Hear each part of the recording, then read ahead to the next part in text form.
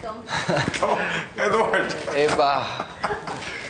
My son. Ay. Oh, my God. Oh, I'm so relieved to see you. Oh, alam mo lang, we were so worried about you.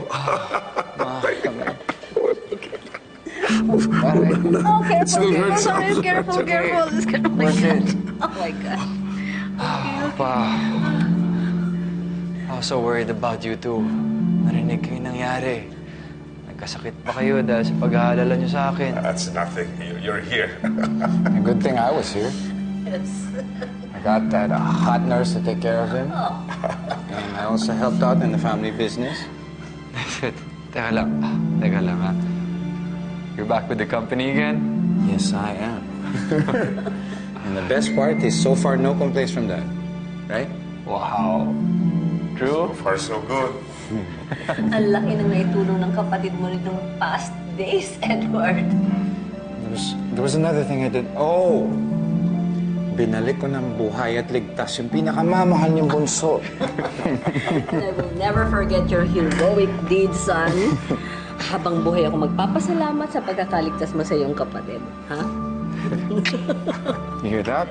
Two sons here. About you. About you, bro. You should be grateful to me. Kung hindi dahil sa akin, baka wala ka na dito. Wala din kayo ni Grace. Come here.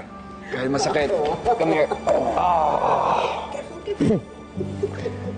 Kuya, super grateful. Hindi lang ako yung niligtas mo. Hindi lang si Grace. Kahit yung pangarap namin dalawa. You know, that means so much to me. Anything for you, bro. Thank you. Anything for my family.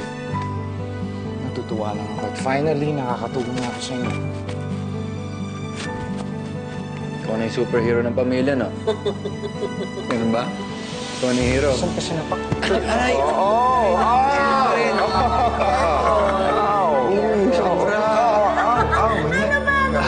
Don't start it. I'm just playing.